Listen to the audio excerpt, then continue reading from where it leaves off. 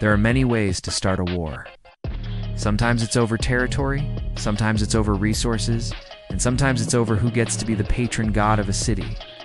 Hey there, welcome to this house. Today we are going to see how the god Poseidon lost Athens to Athena in a contest that involved an olive tree, a horse, and a very inconvenient donkey. You can find all these myths and more in our podcast. So if you like mythology and history, stay tuned. In the days before the Trojan War, the two most powerful gods in Greece were Zeus and Poseidon. Their powers were very similar, but Zeus was considered the superior brother because he controlled the sky and thus had access to lightning. Still, Poseidon didn't think that this made him any less powerful and would often show Zeus just how strong a sea god could be. He would create earthquakes to swallow villages or raise giant waves to destroy ships.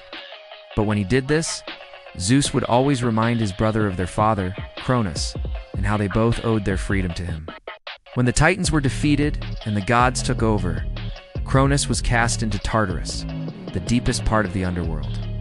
Zeus rescued him from his chains, but not out of affection, rather so that he could display his power by showing what a great deed he had done. This happened so long ago that many people have forgotten about it, including the humans who now inhabited the land that would one day become known as Athens. Long ago, these people were ruled by King Cecrops. Now, being king of a small city-state wasn't really a big deal, but it was a great honor to be chosen by the gods themselves to be its patron. And that S. Everyone was shocked when both Poseidon and Athena came down from Olympus to tell King Cecrops that they wanted to be the city's patron. The king tried to say no, but the gods wouldn't hear it.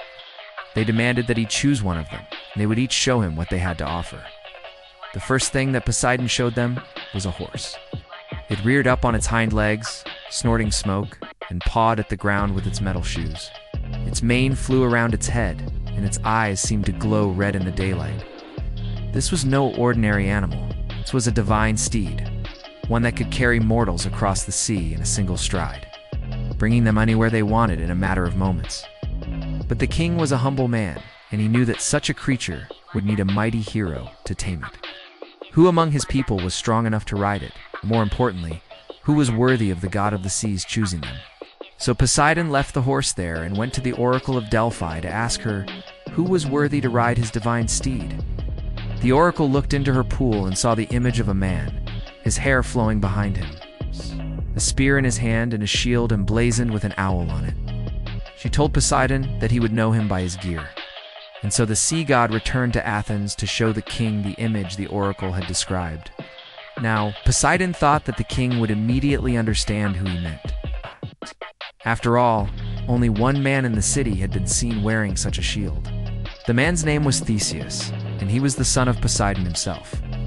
But when the sea god showed the king the image of the shield, the royal advisor jumped in and suggested that it might be Erichthonius, another demigod of Athens. He said that although Erichthonius' father was the god Hephaestus, the craftsmanship of his shield was so good that even Poseidon might mistake it for his own work. Theseus was annoyed, but he stayed quiet. But then the oracle spoke again, and instead of showing the king an image, she simply told him to look for the hero who would slay the beast, terrorizing his land. When Poseidon asked the oracle who the monster was, she replied that it was a kind of bull, a monster that breathed fire and had 6 heads. The sea god realized that she was talking about the same beast that he had once fought alongside Theseus, the Marathon bull. The beast was said to have been bred by King Minos of Crete, but it became so dangerous that Poseidon made it go wild. And sure enough, the moment Poseidon showed the king the image of the bull, Theseus volunteered to hunt it down. The king agreed and gave his blessing to the young hero. Then Poseidon and Athena waited to see which one of them would win the favor of Athens.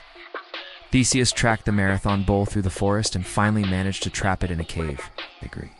There he prepared for the fight of his life. His spear was made of ironwood, and his shield was crafted by Hephaestus himself.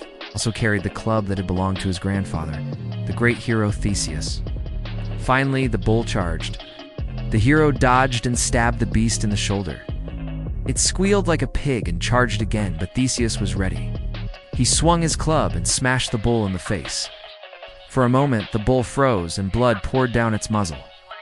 But then it charged one last time, biting off of Theseus's helmet. The hero pulled it back and threw it to the side, and he plunged his sword into the bull's brain. As the bull fell, the earth rumbled, and Poseidon appeared in front of the dying beast. The sea god was furious. This wasn't how the story was supposed to end. He turned to Theseus and bellowed, "You meddling hero, you have ruined everything." The hero was terrified, but Poseidon continued, "I have decided to give the patronage of Athens to Athena." Theseus couldn't believe his ears. The sea god had promised the city to him. Why was he giving it to Athena? Poseidon explained that it wasn't personal, that it was just business. Athena had given him a much better offer than a measly city. She had promised him an entire mountain range. Theseus frowned, thinking that the sea god was lying, but Poseidon insisted that he was telling the truth. In fact, he offered to swear an oath on the river Styx that it was true. And even though Theseus had nothing to gain by believing the story, he agreed. At that moment, Athena appeared beside them. She hadn't expected to win the contest, so she hadn't prepared a gift. So she reached down and plucked an olive tree from the ground, and with a wave of her magic, it grew into a giant tree with branches that reached towards Olympus. King Cecrops and the Athenians rushed to see it, and they were amazed. It was clear that Athena had won the contest. Not only had she given them a powerful tree, but she was also willing to share it with them. The city of Athens would bear her name, and her temple would be built on the Acropolis, the highest point in the city. Even Poseidon admitted that it was a good decision, even though he would have liked to rule over a city instead of a barren mountain. Theseus never forgot the sting of betrayal, but he eventually went on to do great things, like killing the Minotaur, founding the city of Heracleion, and becoming the greatest hero of his age. As for Athena, she brought her contest with the sea god to the attention of Zeus, who laughed at the memory. But he still scolded Poseidon for trying to trick the king. Poseidon argued that Theseus had ruined his plan, but Zeus didn't care. It wasn't Theseus who had come to him to complain. Besides, he said, Athena had proven herself to be wiser, and wisdom is something every god should aspire to. A little while later, Athena and Poseidon met again in the city of Athens. They were both watching a play about the deeds of the great hero Theseus. During intermission, Athena remarked to Poseidon that it was a shame that he had lost the city. Poseidon responded that it wasn't his fault. It was the fault of Theseus and the Oracle of Delphi. Athena just smiled and said, "No, brother, you started this contest because you wanted to boast about your gifts. But those gifts were worthless without someone to receive them. You didn't think about who would use the horse or the bull, and you assumed that Theseus would become the city's hero, but it was already fated that Athena would receive the city. That's why I took your image and showed it to the king. That's why I sent you to the oracle. And that's why I made you fight the same bull you had tamed years ago. You may not have realized it, but you wanted me to win, just like Zeus wanted me to win. We don't boast about strength or power, brother, but about wisdom, strategy, and cunning. Those are the gifts that truly matter." Poseidon was stunned. Could it be that he had planned this with Athena and Zeus all along? Was his losing Athens really a victory? Just maybe? He looked up at the Parthenon, where Athena's statue sat enthroned on the roof, and he smiled. If anyone was going to rule this city, it might as well be Athena. What do you think? Did Poseidon lose on purpose? And do you think Theseus ever knew the truth? Let us know in the comments. Don't forget to like and subscribe so you never miss an episode. Thanks for watching.